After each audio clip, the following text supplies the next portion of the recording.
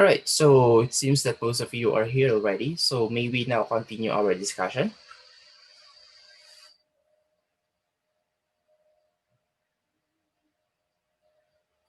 Hello, can you guys hear me?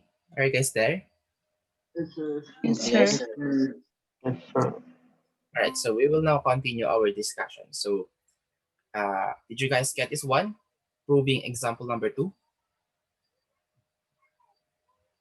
or a little? Yes. All right. So again, if you wasn't able to understand this one completely, then I'll give this one to you as your self-study assignment. All right.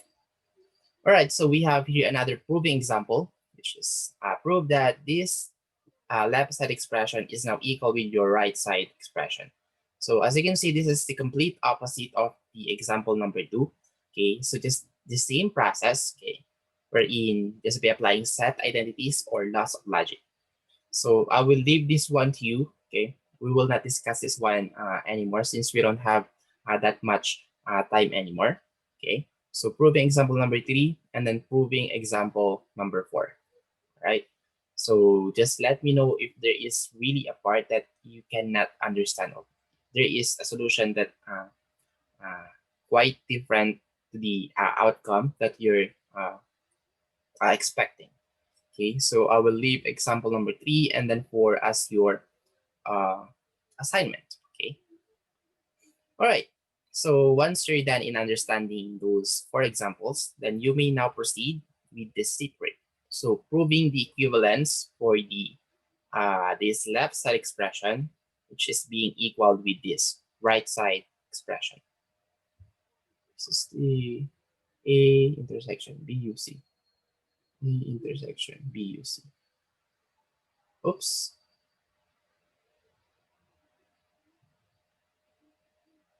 Yeah, so they are just the same. Okay, anyway, so just disregard this one. All right, so just disregard this one since this one is completely the same with example number 1, I guess. And then this one, let's see.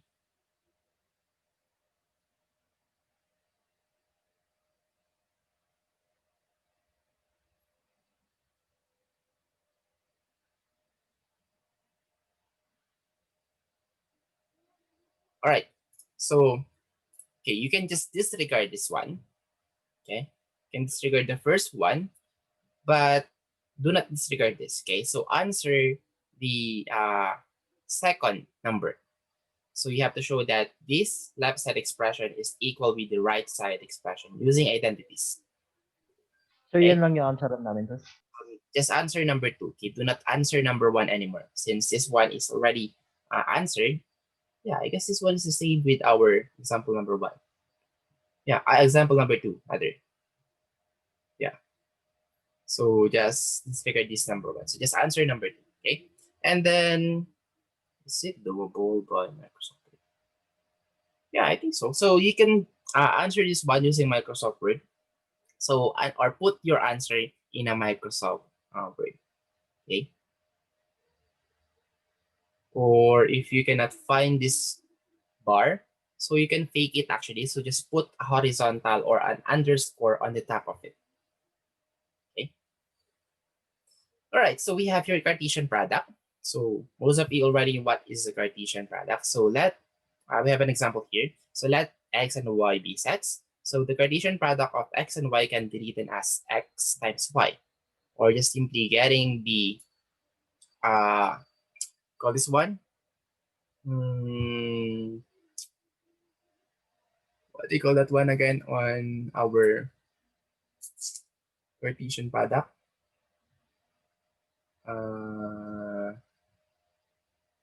I forget the name. But anyway, this one is the first element for the x, and then this one is the second element, which is the y. So this one can be denoted as the set of all ordered pairs x and y, wherein x is an element of x and then y is an element of y. I just remember coordinates. Okay, coordinate x. Okay, and then this is the coordinate y. Okay, so the ordered pair of elements written as A, B or coordinate A and then coordinate B is considered distinct from the ordered pair B and then A. So take note, whatever is the first element, that is your X coordinate. And then the second element, that is your Y coordinate. So that is why it is saying here that this ordered pair is not the same with this ordered pair here. So this one has the first element of A, and then this one has the first element of B, which is your Y coordinate already. Okay, so this one is XY, and then this one is YX. Okay, so this one is basically invented, or maybe one of the major contributors for the Cartesian is René Descartes. Okay, so this one is a mathematician wherein I have read in his biography that he's the one who were able to find out, or found the concept of the set, or the first set order, okay, which is the X and Y coordinate. Right, so let's have an example for the Cartesian product. So we have here set X, or the coordinate X rather, and then the coordinate Y. Okay, or in other words, I just remembered again. So we call this one, or the first element is called the domain, and then the second element is always called the range. Okay. All right. So we have here the X is 1, 2, 3, and then Y is AB. So if ever you're going to get the Cartesian product of those two coordinates, so just multiply them. So X times Y. So from here, just use the FOIL method, okay, or distributed properties. So 1A, 1B, 2A, 2B, 3A, 3B. So that's it for letter A. And then if we have Y times X, okay, so letter Y first before the X. So A1, A2, A3, B1, B2, B3. And then for X times X, so just simply getting the Cartesian product of the same coordinates. So 1, 1, 1, 2, 1, 3, 2, 1, 2, 2, 2, 3, 3, 1, and then 3, 2, and then 3, 3, okay, which is now this one. And then the last one is the Cartesian product of the Y itself. So we have AA, AB, BA, and then BB, right? Thus, from here, or from those examples, we could say that X times Y is not equal to Y times X, okay? Because the first element in here is our domain, and then the other one here is the range, which is completely different, okay? And for you to get the cardinalities of those numbers, just simply get the count of elements of that coordinate, and then the other counts of the other coordinates. So just simply multiply them. So A times B, or X times Y. So from here, we have a total of 3 elements. So 3 times 2. So if ever you're going to multiply X times Y, so you'll get as a total of 6 elements, okay, which is now this one: 2, 3, 4, 5, and then 6. All right, so that's how you identify the cardinalities of that ordered pair. So were you guys able to follow so far? Yes, sir. Yes, sir. All right, then it's good. Okay, so let's have another example. So if restaurant serves 4 appetizers, so we have here the 4 appetizers. We have the R is equal to ribs, N is equal to nachos, S is equal to shrimp, and then F is equal to fried cheese. And then we have another 3 main courses. We have C for chicken, B for beef, and then P for pork. Okay. So how many possible dinner combinations which consists of 1 appetizer and then 1 main course? Okay. So here's the solution on how to identify this question. So let A, R, N as F, which is for the appetizer, and then M composing the main courses, or 3 main courses. So we have chicken, beef, and then pork. So for you to be able to get the possible combinations of 1 appetizer and then 1 main course, so first you have to get the total cardinalities of each. Okay, so we have here the appetizer, which is composed of 4, and then the 3 main course, which is 3. So just get all of them, okay, or just multiply rather. So 8 times m, or 4 times 3 is equal to 12. So from here we have now identified that there is 12 possible linear combinations. All right. So how did we get this one? So you can base it from our first example. So these are the possible combinations for the x times y. So the same with this one, m times a. So we can have ribs chicken, ribs beef, ribs pork, nachos chicken, nachos beef, nachos pork, shrimp chicken, shrimp beef, shrimp pork, and then fried cheese chicken, fried beef, and then fried cheese pork. So yeah, that's how you get the total possible linear combinations, which is 12. Right, so let's have another example, which is x is equal to 1, 2, and then y is equal to ab, and then z is equal to alpha and then beta. So the question here is find x times y times z, okay, or just get the all of the possible combinations. So just simply, you know, follow the distributed properties or do the FOIL method. So we have here 1a alpha, 1a beta, and then 2a alpha. Oops, am I correct? 1a alpha, 1a beta. Sorry. 1a alpha, and then 1a beta. So the next one is 1b alpha, and then 1b beta, and then 2a alpha, and then 2b alpha, and then 2b. Is it correct? Am I lost? I think I'm lost. So let's start with this one again. So 2a alpha, and then 2a beta. And then the next one is 2b alpha, and then 2b beta. Okay. So yeah, that's how you get all of the possible combinations. Or just simply multiply their cardinalities. So 2 times 2 times 2 is equal to 8. So that is why we have a total of 8 possible combinations. Right? So we have here another example, example number 4. So if S is 1, 2, 3, 4, 5, so what is the cardinality of empty set times S?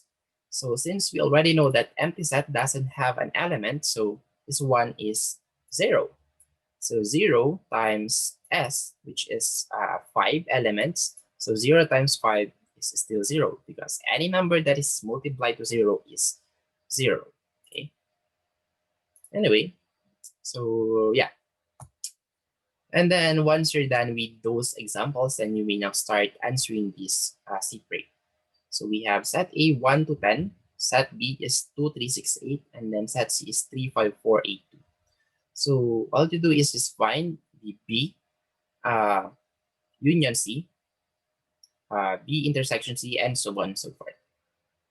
Okay, so depending on the question. So in here, yeah, it's the whole Microsoft Word. So just answer this one on a Microsoft Word. Okay, so no need for handwritten. So if it's doable in a Microsoft Word, then better, since I can read it much better rather than it's handwritten.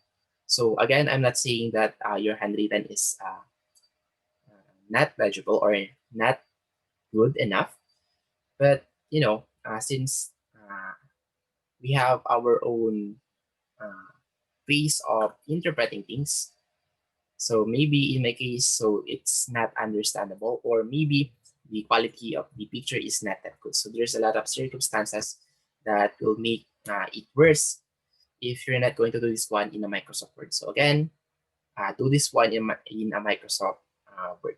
Okay. So were you guys able to follow up to this point? Yes, sir. Yes, sir. Yes, sir. Okay, very good. So the next one is inclusion exclusion principle. Okay, so we have 3 theories for this one. So the first theorem here is if A and B are finite sets, okay, so you can apply theorem number 1. So take note, we have here the condition, finite sets. So we have here A union B is equal to A plus B minus A intersection B. Okay. So let's have an example for you to be able to understand what is this first theorem. So let A, B, C, D, E, and then B, C, E, F, H, K, M. So prove that A union B, or the cardinality of A union B, is equal to the cardinality of set A plus cardinality of set B minus the cardinality of A intersection B. So this is basically the formula for the theorem number 1. So here's the solution. So just get the A union B, which is now this one. So just list all of the combined elements, and then of course remove the repeated elements if ever there is. And then we have here the A intersection B, so we only have 2. And then just indicate the cardinalities. So just count this one, and then you will get a total of 9 elements. And then just count this one, and then you will get a total of 2 elements. So from there, we already have this first expression, the second one, which is A, and then the third one, which is B.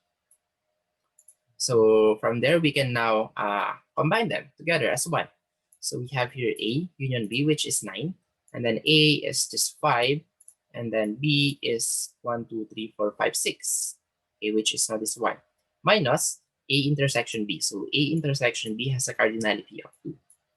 So from there, we have proven that this left side expression is really equal with your right side expression. Okay, so this is theorem number 1. Okay, so let's have another example in applying theorem number 1. So we have here a sample problem. Okay, sample problem number 1. So a computer company wants to hire 25 programmers to handle systems programming and 40 programmers for application programming. So of those hired, 10 will be expected to perform both programmers for the system programming and then programmers for application programming. So the question here is, how many programmers must be hired? So from here, since we have a finite set or a finite elements, so in here we can apply theorem number 1. So here's the solution. So let A be the set of system programmers, and then let set be the set of application programmers. And then just get this one, and then just get the indicated expression that is required. So we have A and B, set A, set B, and then A intersection B. So from here, set A is 25, and then set B is 40 for the application programmers, and then A intersection B is 10, which is this one. Okay, and then since you already have everything, then you can just simply substitute that one into our formula. So 25 plus 40 minus 10 is equal to 55 programmers. Right? A union B, 25 plus 10, yeah, 25 plus 40 minus 55 programmers. Okay, so were you guys able to follow so far? So take note, in theorem number 1, we're only getting the total count of participants, wherein by applying this one, you will be able to get that one. Okay. Anyway, so if you didn't understand what is inclusion exclusion principle, so you may want to search more on the internet on what are the other examples, on what is the logic behind of this formula to get the total distinct participants or total distinct elements for a certain set. Anyway, so we have here another theorem wherein if A and B are disjoint sets such that A intersection B. So this is only possible if you were able to meet this condition wherein they are completely disjoint set. Okay, they have their own complete distinct elements. So from here, we could say that this A union B, or cardinality of A union B, is equal to A plus cardinality of B. Okay, so we have here an example wherein ABCD is completely different with your EFG. So they are complete disjoint sets. So find A union B, or cardinality of A union B. So we have here an example. So this one is already cardinality of 4, and then B is has a cardinality of 3. So if you're going to do the A union B first. So just simply combine those two sets, and then you will arrive with this kind of expression. And then you can now find the cardinalities of this A union B. So just add the first set to the second set. So A plus B, or 4 plus 3 is equal to 7. Or you can just simply count this one. So 1, 2, 3, 4, 5, 6, 7. Right, so that's it for theorem number 2. So just take note on the conditions. So we have here theorem number 3. So let A, B, and C be finite sets. So in here, if we have the same common elements, so you can use theorem number 3. So if ever that there is 3 complete different sets, then you can use theorem number 3. But if there is only 2, okay, there is only 2 finite sets, then you can use theorem number 1. Okay. All right. So from there, that's the difference with theorem number 1 and then theorem number 3. So let's have an example for theorem number 3, having A, B, and C as your finite sets. So A is equal to A, B, C, D, E, and then B is equal to A, B, E, G, H, and then C is equal to B, B, E, G, H, K, M, N. Okay? Or you can just simply write it using this expression. So A union B union C. Or if ever you're going to solve it one by one, okay, you can have this formula. So it's quite long. Okay, I will not mention this one now since it's quite understandable for you guys. It's readable. So yeah, that's it for the right side or the expanded version of this left side expression. Okay, so right. So let's now proceed with sample problem number 2. So a survey has been taken on methods of commuter travel. So each respondent was asked to check bus, train, or automobile as major method of traveling to work. So more than one answer was permitted. So the result reported were as follows. So there were 30 people who responded that they are traveling with this kind of method, and then 35 for train. Automobile is 100, and then we're in having both bus and train is 15, and then having bus and automobile is 15, and then train and automobile is 20, and then having all of the methods, the bus, train, and then automobile is a total of 5 people. So the question here is how many people completed a survey form? So as you can see right here, since we have a total of 3 complete distinct sets, so we should use theorem number 3, which is this one, A union B union C. And actually, you can just change the set's name. Okay, so in here we'll use B for the first set, and then P for the second set, and then A for the third set.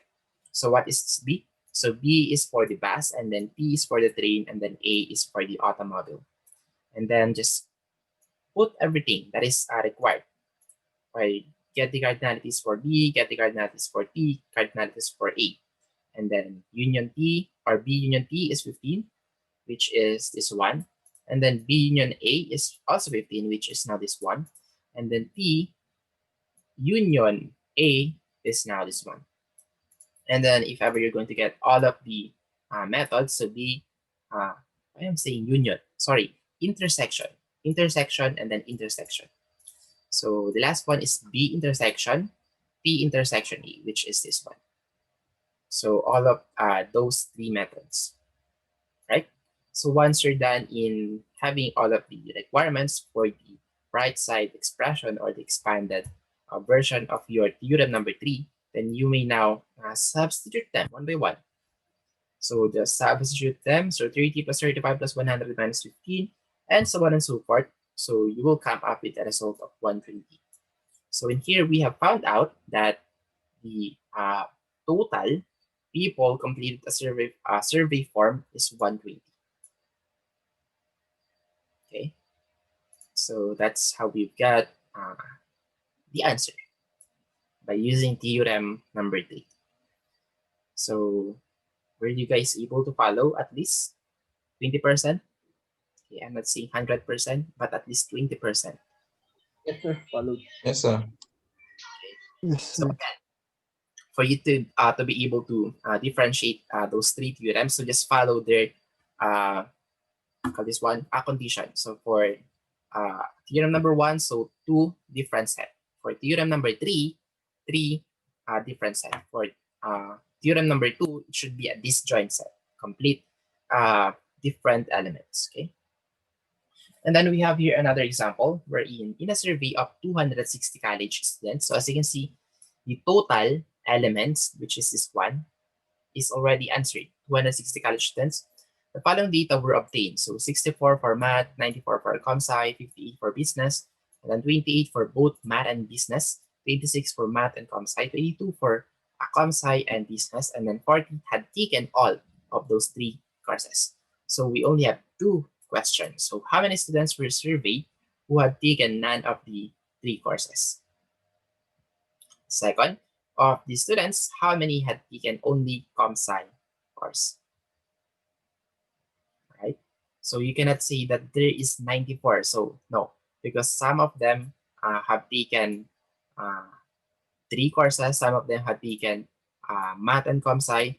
So you only have to get the 94 who had only taken the comsci course. So you can answer that one using, of course, the theorem number 3. Okay, so supposedly we will answer this one, but since we don't have that much enough time anymore, so I will just leave this one to you guys just by having this given, okay, elements.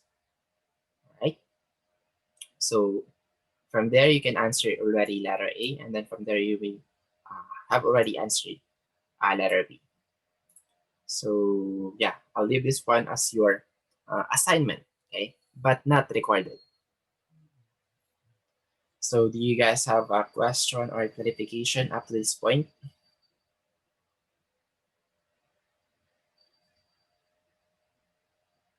Sir, same lang din yung gagawin dyan, di ba? Sir?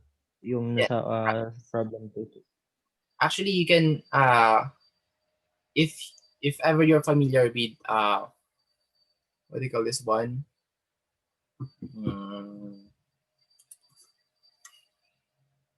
Yeah, if ever you're familiar with shift solve in a calculator, you cannot, I don't know, but yeah, in a calculator. So if there is one missing variable and then the rest are already given, then you can now answer that one already. So from here, using this formula, where is that one? This one or this one, this is the same. So the total numbers is already given, which is 260. So for A plus B plus C, so in here, it is only asking you to get the how many students were surveyed who had taken none of the 3 courses. Oh yeah. So from here, what is that none missing?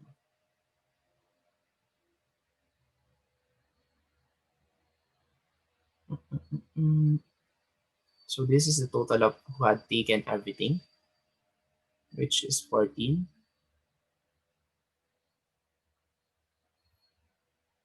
What? I'm sorry, B.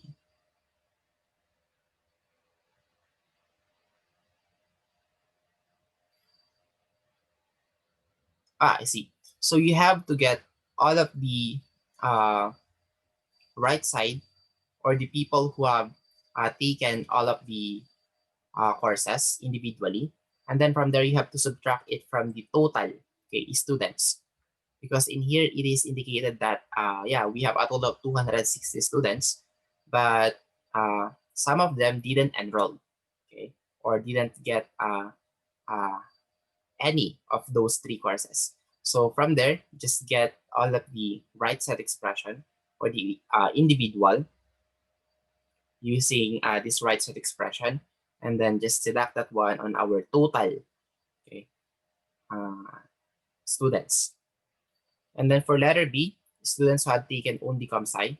So from here, you can now include the 260 and then just leave this one as a blank. Okay, so just include everything: 64, 58, 28, 26, 22, and then 14. And then from there, just leave it blank and then just transpose everything on the other side. And then you will be able to get the students who had only taken ComSci. All right, so that's how you answer letter A and then letter B. Right? So any other concerns so far?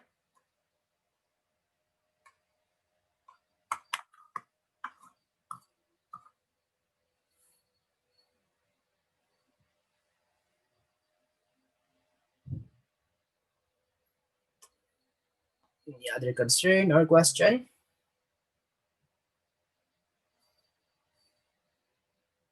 Wala, sir. No, sir. All right then, so if there are no more questions, then the last one here is of course your quiz number 2, okay, which is super similar with the past examples. So yeah, a group of 191 students, of which 10 are taking French, business and music, 36 are taking French and business, 20 are taking French and music, 18 are taking business and music, 65 are taking French, 76 are taking business, and 63 are taking music. So all you have to do is do this one first, and then try to answer now each of the question. So how many are taking French and music but not business? And so on and so forth, right? So this one is answerable by using Microsoft Word. So answer this one using a Microsoft Word, right? So again, I'll give you guys 30 seconds to analyze this one, and then if ever there is a question or clarification, so please ask it right away.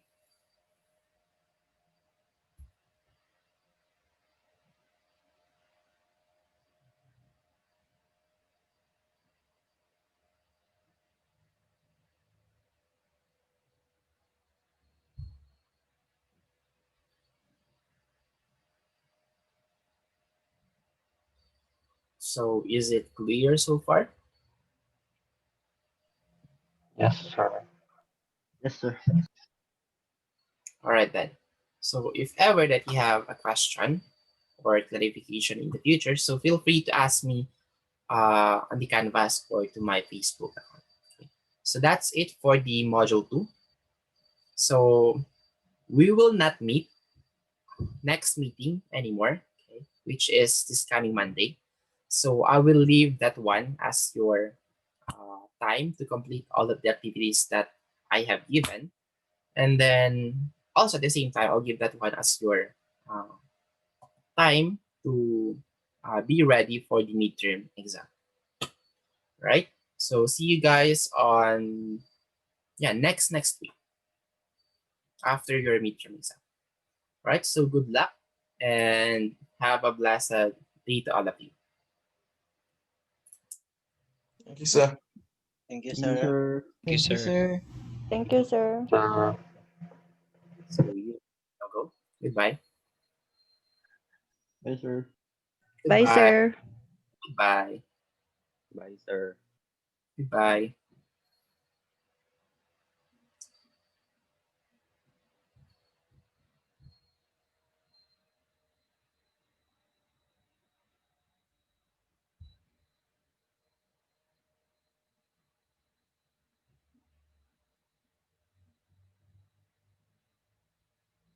How about you guys? Miss Tandok, Miss Sekligan, and then Miss Kinoran. Do you guys have a question?